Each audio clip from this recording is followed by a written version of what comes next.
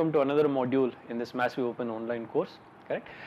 So we're looking at convolutional codes. We are looked at the state diagram representation and the most important trellis representation, and we've also seen that decoding of convolutional code corresponds to finding a path through the convolutional, but through the trellis corresponding to the convolutional code, but not any path.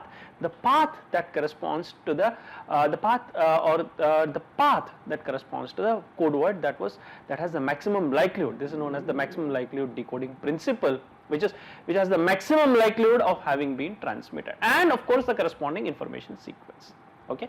So towards that we would like to explore this decoding of convolutional codes, and this is going to be based on two central principles of remember we said the decoding of convolutional codes aims to find the code word with the minimum Hamming distance or with the minimum distance metric path from the trellis, minimum distance with respect to the received code word, and towards finding that code word which has the minimum distance from the received code word, we are going to be using two principles, and I would like to spend some time trying to explain these two principles to you in this module.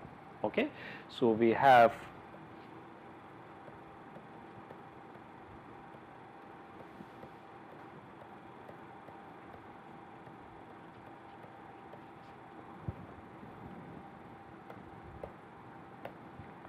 principles of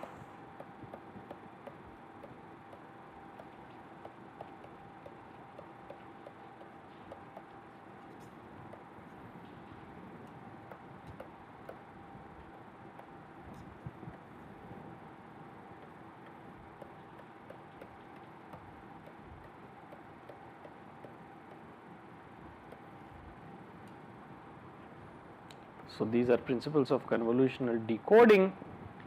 These are basically the principles that we are going to, what are these? These are key ideas to decode the received sequence, or the received sequence. It might not be a code word, so we can simply say the received sequence.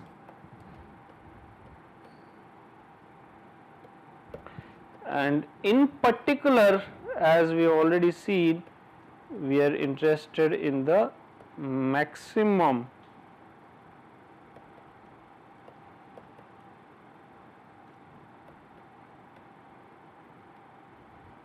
likelihood decoder implies the minimum distance decoder.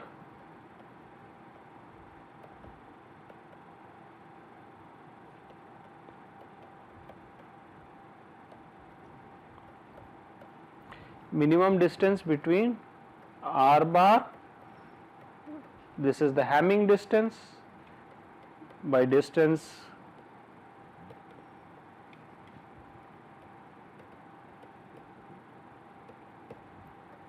R bar is the received word or the received sequence, you can say,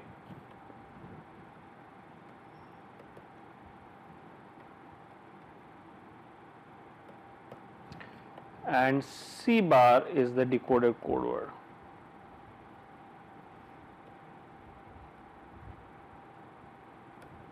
And C bar is the decoded code word. Okay. And the first principle that we are going to look at is the following. We can call it principle number 1.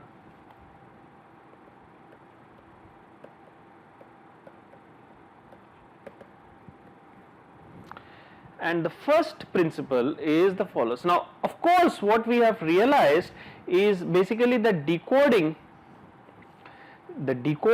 implies that since every code corresponds to decoding implies finding a path through trellis. Path means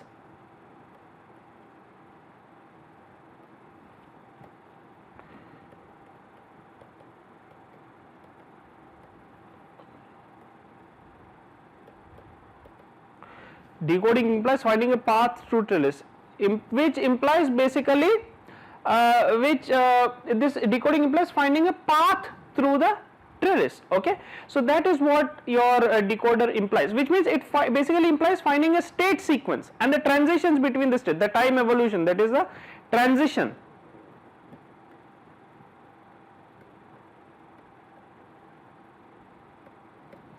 This implies finding a state sequence, that is, what is the state sequence through which the decoder has progressed, through which the encoder has progressed, right? What is the state sequence in time, that is, what is the sequence of states, what is the state at time 0 followed by state at time 1, state at time 2. So we want to find the corresponding state sequence, the code word, which is basically equivalent to finding the path, which is nothing but finding a state sequence through the trellis, which can be mapped then to an information bit sequence. So all these are one and the same. So we are interested in finding a certain state sequence corresponding to the received word. The code word correspond to which has the minimum distance with respect to the received word. Okay, so that's the basic idea if you try to understand it. Okay, now if consider the state sequence, let's say we start with state S0, there can be several intermediate states, and at some point we end up at state Sj minus 1 at time j. So this is at time 0 and this is at time j minus 1, and let's say there is a state Sj at time j.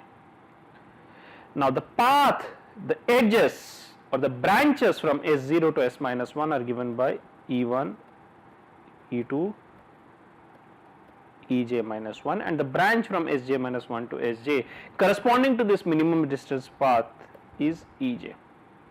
Okay, so what we say is let minimum distance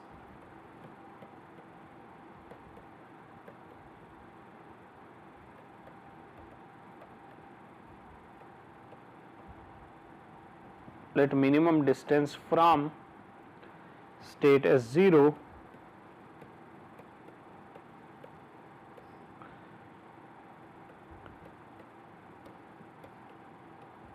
state Sj, okay, let this corresponding path be minimum distance. So the minimum distance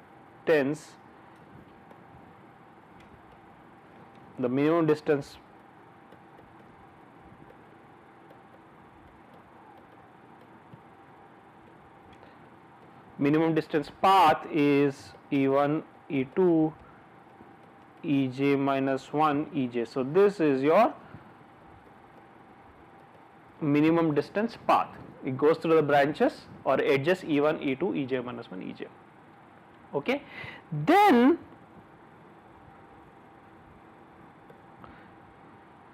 E1, E2, Ej minus 1 is the minimum distance path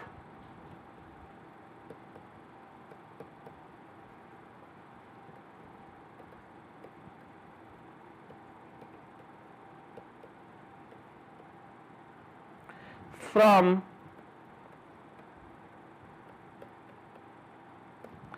S0 to Sj minus 1.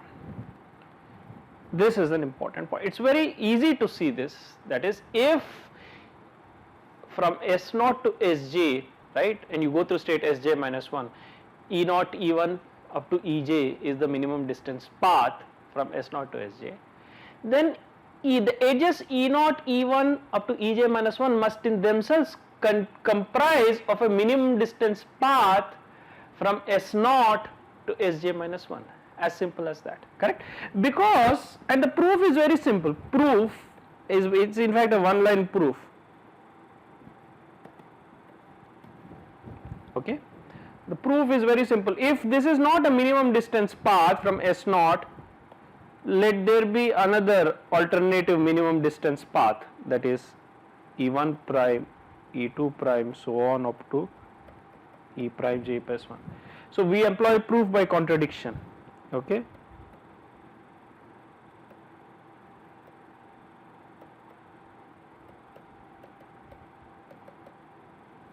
The proof by contradiction is simply if there exists an alternative path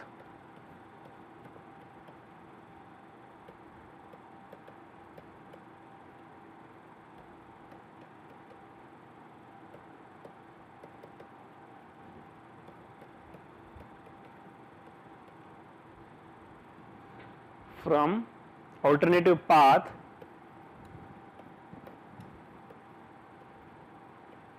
E naught prime E prime 1 E prime j minus 1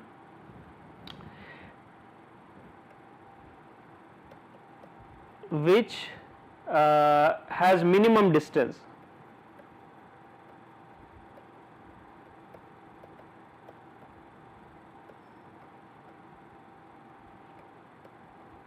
From S naught to Sj minus 1, from S naught to Sj minus 1, then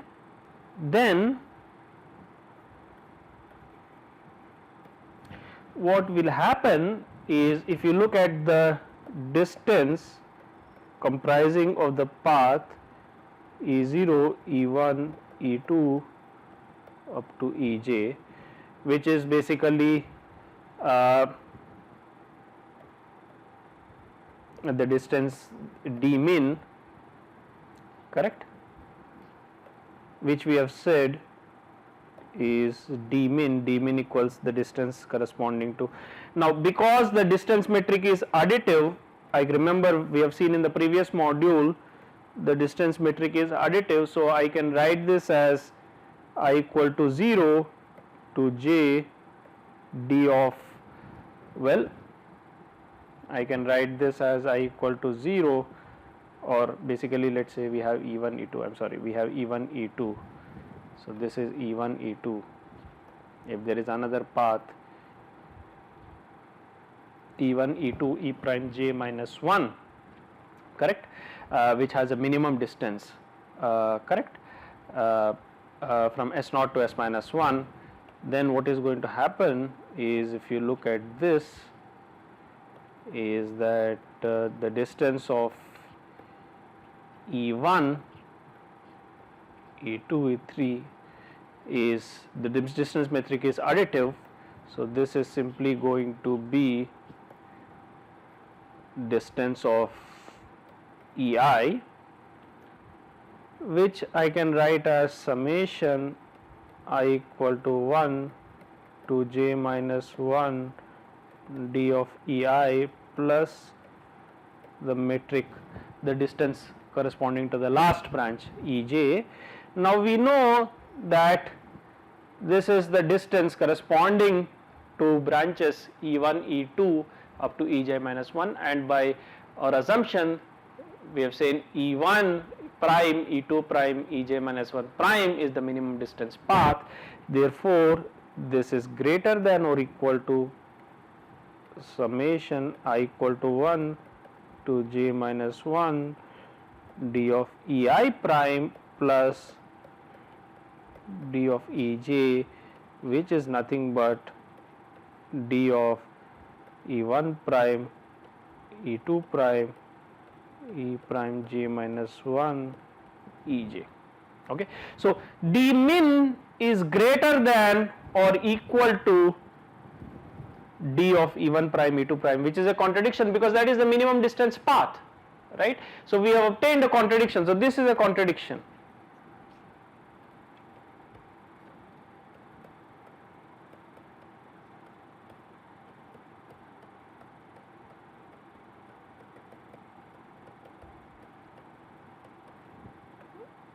This is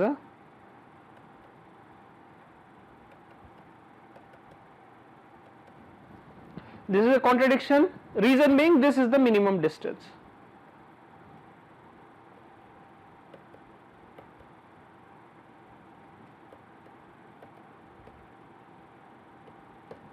This has to be the minimum distance. Okay. So, if there is another minimum distance path from S naught to Sj minus 1, E1 prime, E2 prime, so on up to E prime j minus 1, then the minimum distance from S naught to Sj through Sj minus 1 will simply be that minimum distance path E1 prime, E2 prime up to E prime j minus 1 and followed by the branch EJ. Alright. So you cannot have a different sub path which is minimum distance from S0 to Sj minus 1. It's very simple. If I have to go, for instance, I am from IIT Kanpur, if I have to travel from Kanpur to Delhi and from Delhi to, let's say, Bombay, there is only one route, then the path, and I want to travel along the minimum distance path, then the path I take from Kanpur to Delhi must be the minimum distance path as well.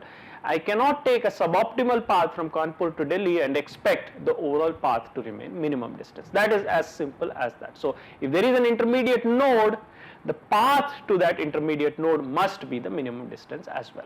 So basically that means at every node I need to only store, to find the optimal minimum distance path, at every node I only need to store knowledge of the minimum distance path. I can ignore. So a node can have several paths leading up to it. But if I am interested in finding the minimum distance path, I only need to store knowledge of the minimum distance path.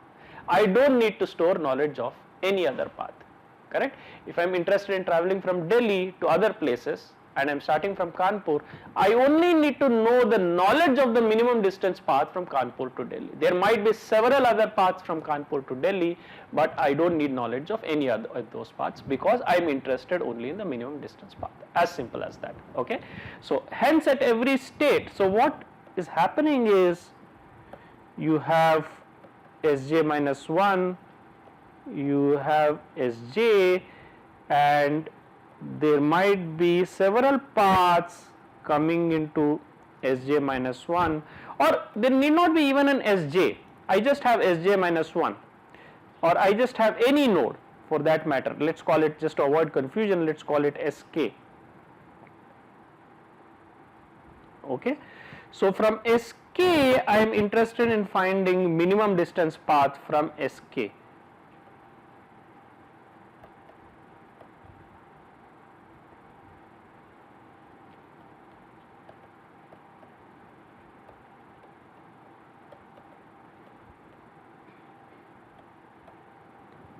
So out of all these things, let's say this is the minimum distance path to Sk, then I can ignore all these other paths.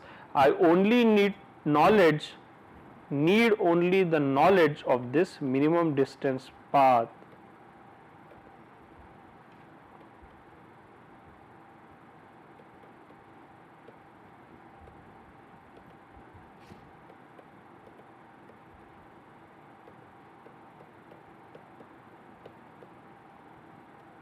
Need only knowledge of the minimum distance path to Sk. I can ignore the rest of the paths. That is the whole. I can ignore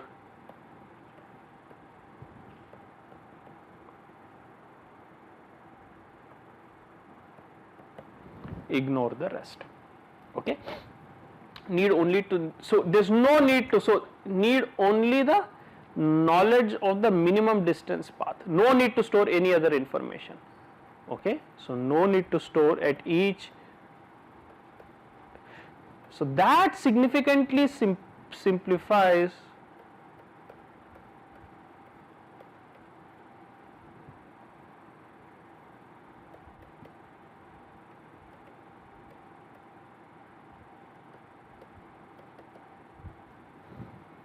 Now, you will not realize at this point why it is important, because if you go back to your trellis, if you look at your trellis, correct, remember the trellis has 4 states. Let's go back to your trellis. So, if I can illustrate why this principle is important, if you look at this, your trellis has 4 states, correct, and from each state there are 2 paths. So for instance, you have this,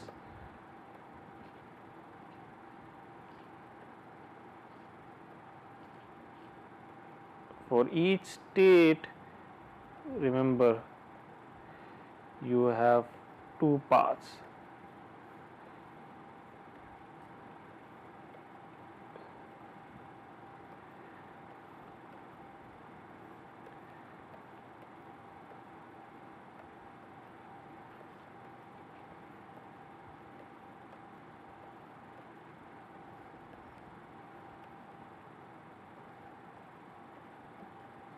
and this continues, correct.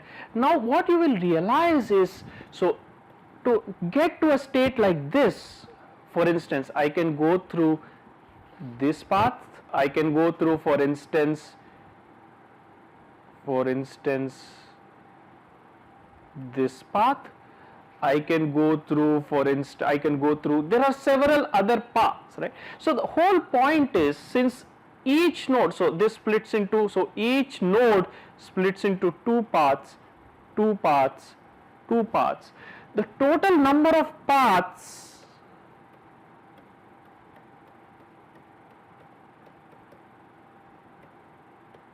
becomes exponential. That is the whole point. So you see, first layer of node splits into two parts. Again at second time instant the node split into two parts, third time instant. So 2 into 2 into 2 into 2, after L stages the total number of possible paths through the trellis becomes exponential. So you can come from a node, you can take two paths. From the subsequent node you can take two paths, from that node you can take two paths. So if you look at these, all the possible paths through the trellis, the number of paths becomes exponential, and therefore if you have to keep track of the distances of all the paths, it is impossible, that is not possible. And therefore we need to find a way to optimize this efficiently by reducing, because exponential complexity no one can handle, it cannot be handled in a modern day computing system. For instance, if you have a 64 stage trellis, the total number of possible stages will become 2 to the power of 64. If you have a 100 stage trellis, the total number of possible paths will be 2 to the power of 100, and that complexity cannot be, you can have no computer or storage device that can store the information corresponding to 2 to the power of 100 paths. That's a gigantic number. So therefore this principle greatly simplifies the computation, since at every stage or every node you only need to store one path, which is the minimum distance path. Okay, so the number of paths becomes exponential. This is very difficult.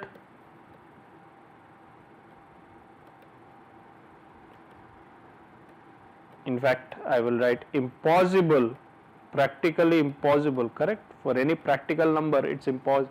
For instance, if you are 100 stage, it's impossible, very difficult, or if not impossible to compute. And for this principle,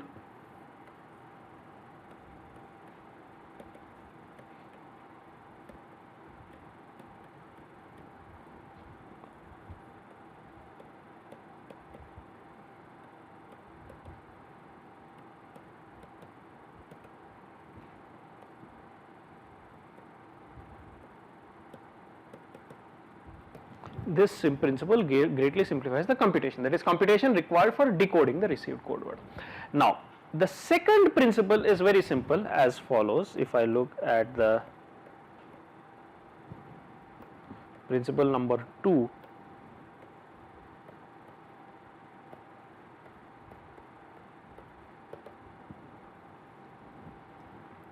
the second principle, if I have two states Si, if I have two states and the corresponding distances to these is di and dj, and you have to reach a third state Sk, and the distance, so now di is the minimum distance. Remember we said we only need the minimum distance to Si, so this is dik, this is djk. So di, this is the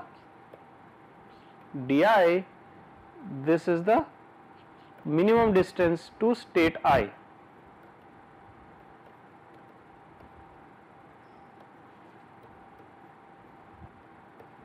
And dj is the minimum distance to state j.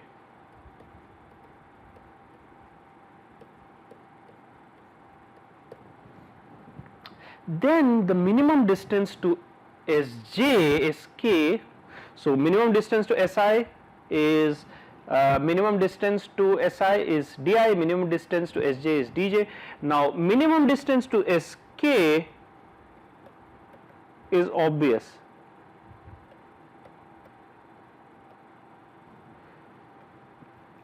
and Sk you can either go through Si, but the minimum distance to Si is di. So the minimum distance to Si, minimum distance to Sk via Si is basically di plus dik. So minimum distance to Sk via state I is di plus dik, and minimum distance to Sk via dj will be minimum distance to j plus distance from j, and therefore the overall distance, minimum distance to Sk will be the minimum of these two, and that is the important point. So what we are saying is the minimum distance to Si, so you can reach Sk through either Si or Sj. Okay. So for instance, let's again take a simple example. Let's say I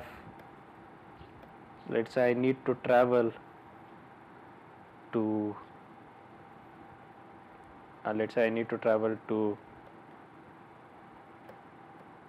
Mumbai, and this is Delhi, or this is Kanpur, and I know the distance from Delhi to Mumbai, I know the distance from, so this is your dik and this is your djk, and I know the distance to Delhi, this is the distance to Delhi, minimum distance, this is the minimum distance to Kanpur, and the minimum distance basically to Mumbai, if you have to go through either Delhi or Kanpur, the minimum distance to Mumbai is the minimum of the distance to Delhi plus dik, comma the distance of Kanpur plus dj. That's all this says. It basically says something very simple, that is, if I have to go through node k via either I or j, I know the minimum distance to I know the minimum distance to j, I know the distance from I to k, I know the distance from j to k. The minimum distance, of course, to k via I has to be dik di plus dik. Minimum distance to k via j has to be dj plus djk, and therefore the overall minimum distance to k has to be the minimum of these two quantities, as simple as that. So what I know, so this helps me propagate the minimum distance to next layer. So think of I and j as nodes at time let's say m minus 1, because we already used j. So let's say these are nodes at time m minus 1. This is the node at time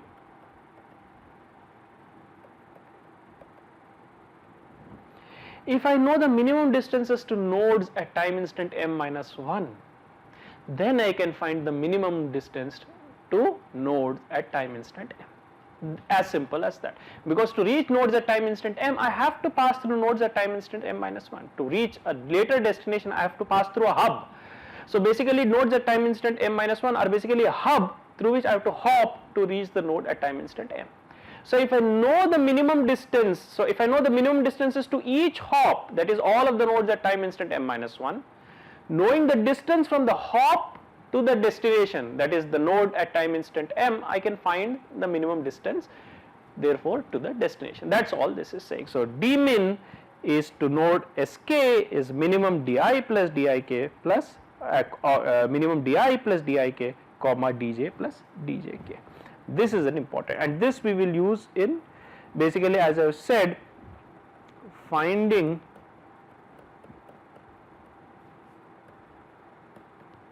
minimum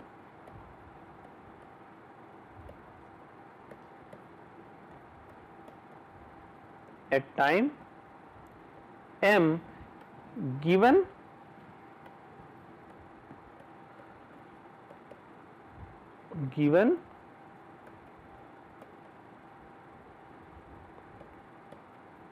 minimum distance nodes at time m minus 1. That is the important one. So this will help finding the minimum distance at time m given minimum distance of nodes at time m minus 1. That is the important point. Okay, so these are the two principles. The first principle is that if there is a minimum distance path that is passing through node Sj minus 1, then the path up to node Sj minus 1 must be the minimum distance path as well. And 2, if there are 2 intermediate nodes and a final destination node, and I know the minimum distances to each of the intermediate nodes, and I know the distances from the intermediate nodes to the destination node, then the distance to the destination, minimum distance to the destination node can be found using the second principle. So these are the two principles which might be little abstract at this point, and you might find it difficult to relate to the eventual Viterbi decoder, but believe me, firstly you can see that these are very intuitive. I mean, although we have stated them formally, these are very intuitive principles if you think about them, and 2, these simple principles are going to lay the foundation for the Viterbi decoder, that is going to find the maximum likelihood estimate of the code word corresponding to the receive. So we'll stop here. Thank you very much.